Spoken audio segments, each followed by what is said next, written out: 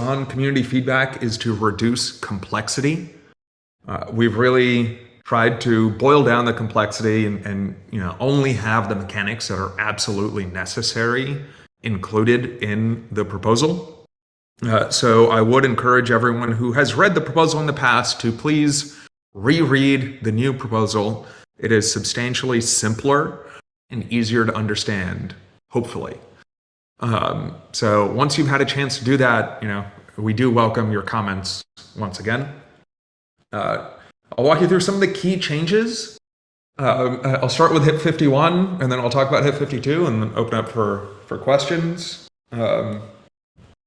So key changes are there's no bonding curve. The bonding curve was very confusing to people.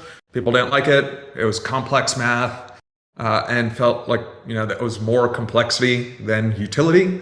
So we got rid of the bonding curve. We made it far simpler. The sub-DAOs now have their own token emission schedule. That token emission schedule is independent of the amount of HNT going into the sub-DAO treasury. So this gives the sub-DAOs more freedom of monetary policy to incentivize the behaviors that they see as in the interests of growing out that network. That I think is probably the most important modifier. The second big change is a change to how the protocol score, or the DAO utility score is calculated. We added in a new parameter into that function, which is VHNT staked towards that protocol. This is really valuable because it allows the network to signal which sub-DAOs it thinks create the most value. And this replaces the cold start bucket. So you'll notice the cold start bucket has been removed because it was just too inflexible and strict and presented gaming opportunities around the edges. Several people raised that concern in the community channel discussing the HIP. So we reworked it into this VHNT staking model, which we think helps aligns incentives and is far more secure than the cold start bucket. But it still accomplishes the same goals of being able to incentivize the early stage protocols that may not have the very large coverage network or the usage that an already established network has. The third thing that we did here, just related to the bonding curve, is since we got rid of the bonding curve, we had to have the sub-DAO treasury provide liquidity in another way. So what we have here is basically a limit order. So sub-DAO treasury provides a limit order saying, hey, if anyone wants to exit the sub-DAO for HNT, they can do so at the fair limit order price. And it's the same price for everybody. The last thing I want to mention is on HIP 52. You should all take a look at HIP 52 as well and take a look at some of the changes. I think the most interesting change to think about is called hotspot self-staking. This is a new mechanic that we have been working on and thinking about for a little while now. And it basically creates the ability, but not the requirement. So you do not need to do this. But it creates the ability for a hotspot to stake HLT, which is the LoRaWAN token, to itself in order to increase the number of challenges that it gets to participate in.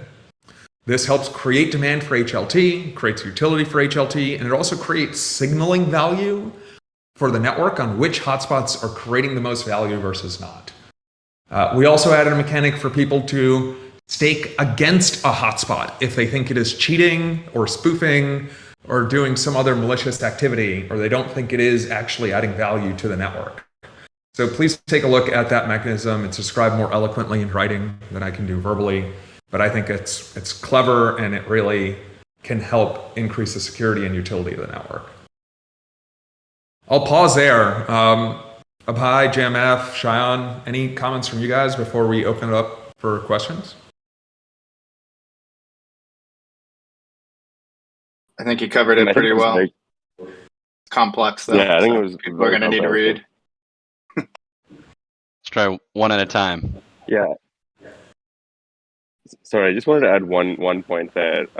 I think one thing that we've sort of explained in a little more detail in this most recent version of the HIPS is the VE-HNT and the VE-HLT mechanism. We had described a sort of lock-up voting mechanism in the previous HIPS. I think it's been codified a little further in the vote escrowed version here. And again, it's a little more clear in writing. But I think just being familiar with the idea of VE-HNT and VE-HLT and how it impacts, everything from governance to hotspot staking to essentially Oracle delegation is worth spending time on, because while we had explained that concept earlier, it's kind of represented in kind of a different way in this current proposal. But aside from that, I think all of the major changes were covered very exhaustively.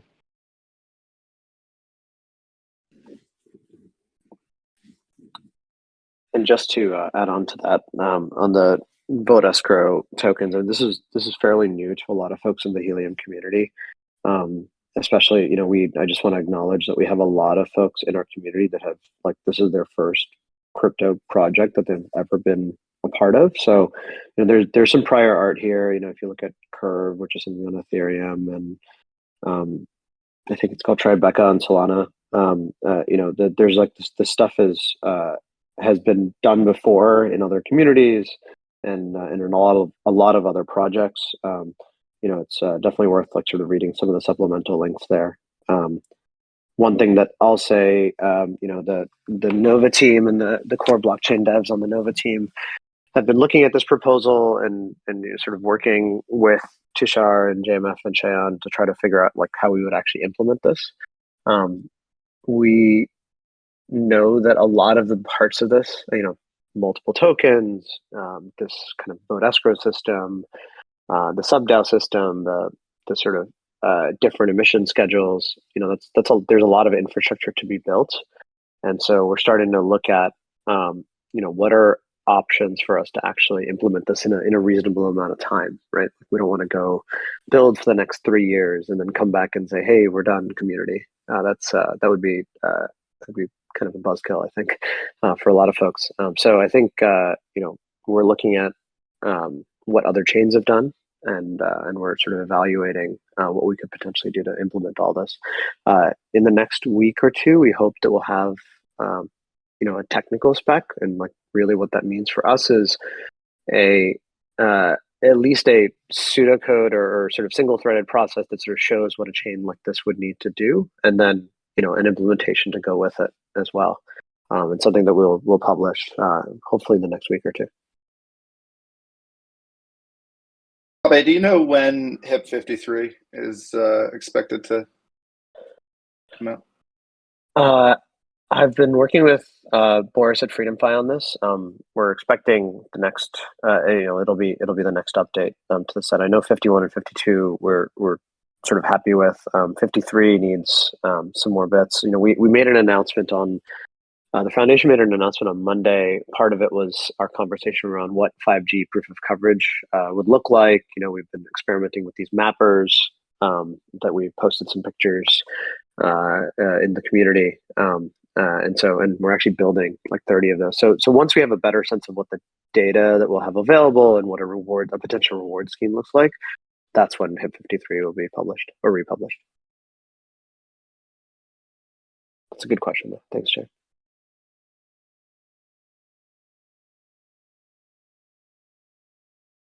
Thank you all. There's a good question from the audience, from AP. How much time would HIPs? Gosh, I think you could potentially tackle each one individually. 51, 52, 53 take to implement. It seems like a huge amount of work. It is a huge amount of work, and specifically what the core devs and I are looking at are, how can we leverage other primitives that are available on other chains. I think that it's like if we were to say we're going to build this all on the Helium blockchain, it will take us quite a bit of time. As many of you know, our chain is written in Erlang. We would need to sort of expand the community contributions in Erlang to make that work. So we're definitely looking for other ways to do this.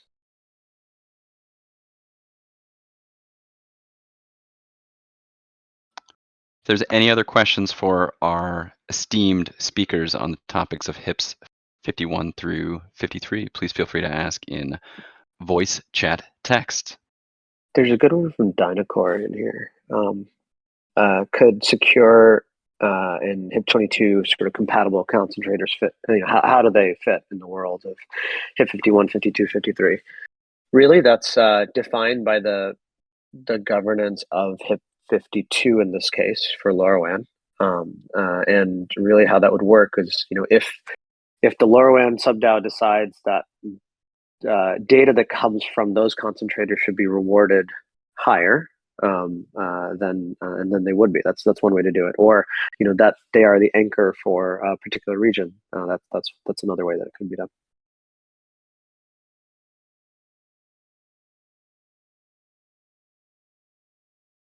A couple good questions now. Samsung chiming in on, does this mean the layer 1 could be written in a different language? Definitely. I mean, I think that's definitely one of the things we're looking at. Yeah, the reason for that would be really just to expand our, contributions that we could get from the community. I've worked in Erlang for a while, and the sort of number of developers available in Erlang versus the number of developers available in other languages. It's really it really is almost in a way like a hiring decision.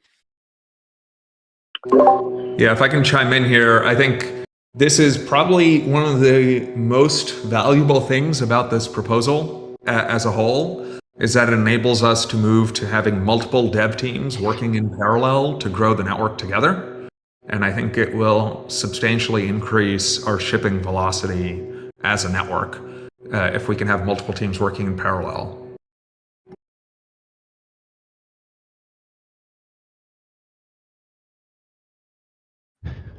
DZ Does It has kind of a follow-up question, sort of similarly around like the L1 or using another chain for that purpose.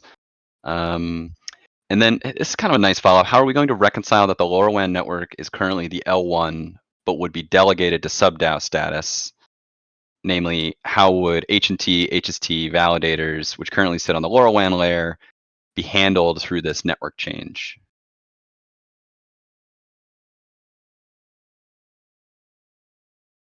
Which kind of relates to Paul M's question as well around how would the transition work for current H&T to the new H&T plus HLT? I guess it's generally kind of a migration question overall. Yeah, we don't have we have some ideas around what migration would look like. It really comes down to the implementation. The one thing that I want to be sure about, and I feel like is a base requirement, is that your HNT is your HNT. Any HNT that's been minted is still yours, right? And that's by yours I mean the individual wallet holders.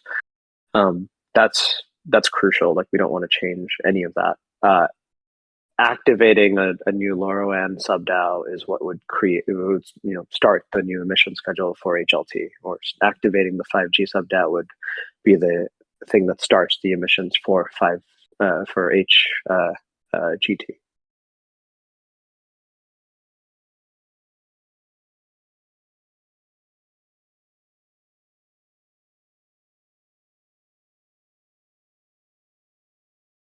Chat is picking up speed. I apologize for the awkward pauses.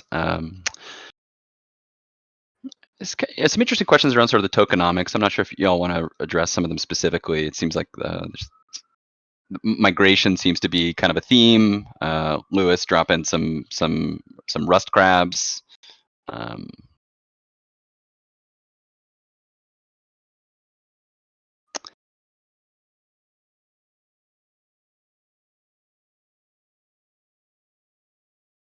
I think y'all have addressed some of these questions around sort of like what happens with current validators, or even sort of like what happens with the H&T value obviously changes in the new tokenomic model.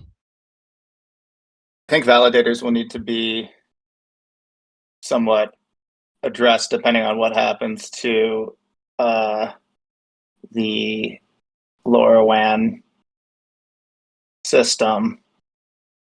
Abe or somebody else, feel free to correct me here, but as it sits now, will the LoRaWAN system require its own set of validators? I believe it's still in there as a percentage, but the other option is to shift that HNT to being VHNT staked to a particular protocol, which would also earn a staking reward.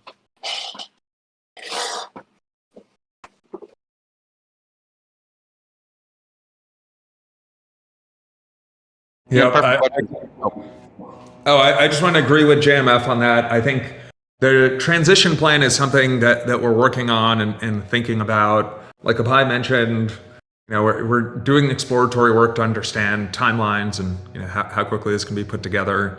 And from a HIP process perspective, I think we want to make sure that community feedback is incorporated and community has a voice and a vote on like the work that the core devs are doing. But no HIP is final without code. So unless there's code, it's not a HIP. So this right now is still a suggestion. It will not be a HIP until there is code. Thank you, as always, to the speakers getting ahead of my code question, the question. Yeah, and then considering the complexity of this project, here's a question from me. I know that obviously the FreedomFi team has been working on 5G designs for quite a while. I mean, gosh, just this morning I was looking through how there was HIP 27 was the initial 5G proposal, 37 was the Omni Protocol POC, now we're up to 53 as sort of the, call it like a version 3 design. Do you imagine the work sort of is happening in parallel across all three of these systems at once? Or is there an order of operations that people could expect to see as these kinds of, as the proposals kind of come together and the code starts getting fleshed out?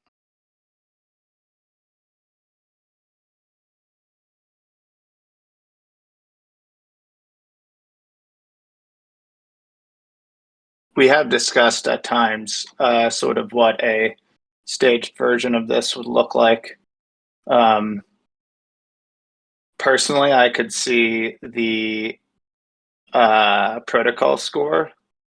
It might be a little biased there because that's my baby, but the protocol score sort of releasing first to start allocating POC rewards.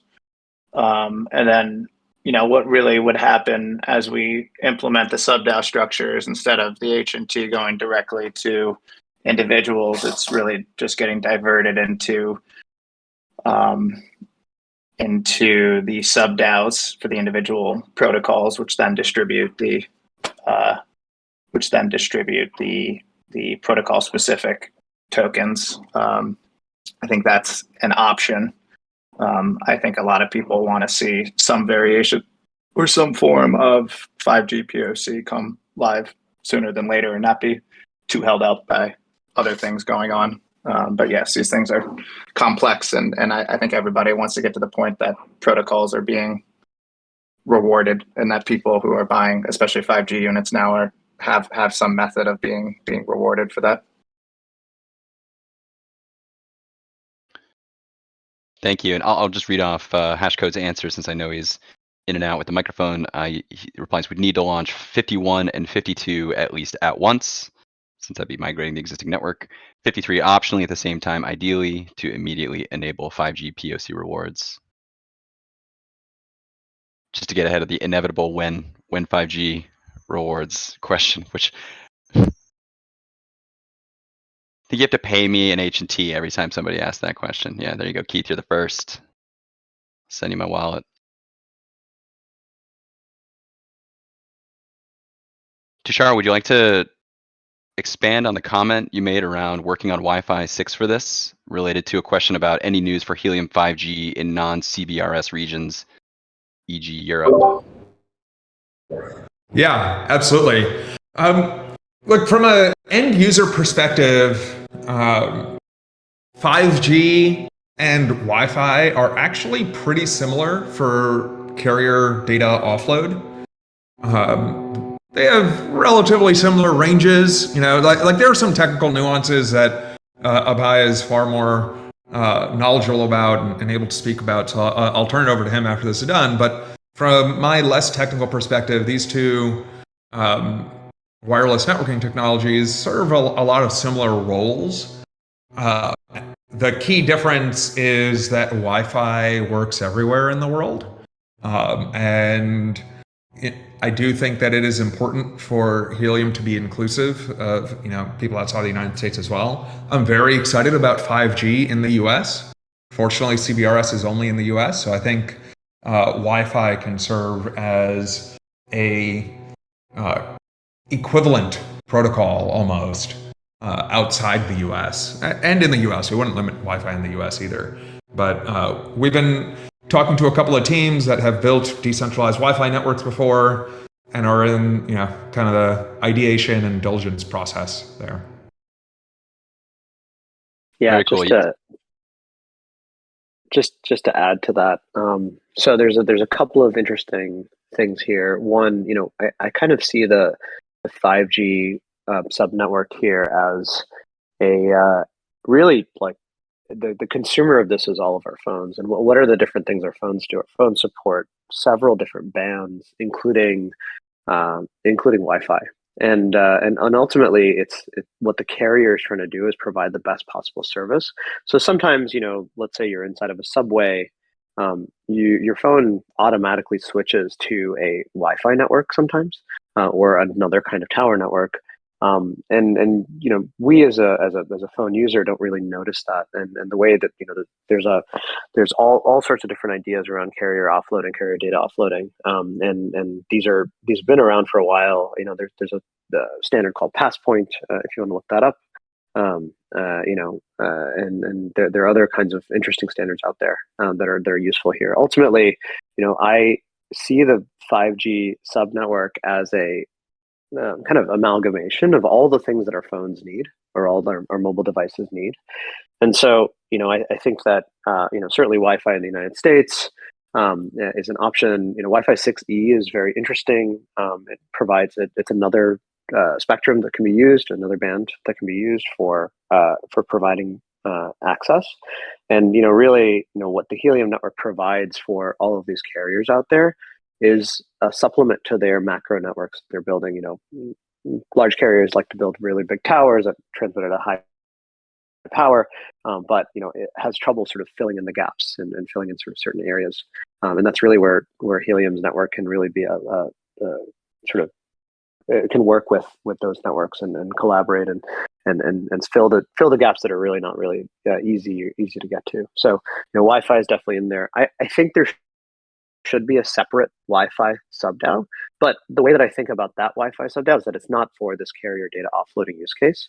It's really for the what you'd expect is like the hotel access point or that kind of sort of use case where you're actively kind of joining a Wi-Fi network, coffee shop or a hotel Wi-Fi or an airport Wi-Fi, something like that. And I think that's a very different product and a very different customer use case, and should probably be considered differently. Yeah, and I'll shout out the latest episode of Rarmon's podcast, the Hotspot, where you and Boris Zero Tweets from FreedomFi went into great detail about sort of how these networks work and how small cells and macro cells could interoperate. It was really a wonderful episode. Thank you for doing that. Yeah, for sure. And I think the last thing that I wanted to add is that, 5G, the 5G subnetwork here isn't limited to just CBRS and Wi-Fi. I could imagine in parts of the world a proprietary spectrum holder, provides access to their spectrum to individual hotspot owners and lets them sort of share in using that network. Now, in the United States, we have this system called the SAS that manages all CBRS cells. I imagine there'll be other similar systems that could be built or are already built in certain countries that allow for spectrum sharing, where a proprietary holder can share that spectrum, and individual hotspot owners can use that spectrum in order to create sort of fill those gaps of network as well. And this, we're already starting to have some conversations around this with folks around the world, and I think looking forward to having more of those.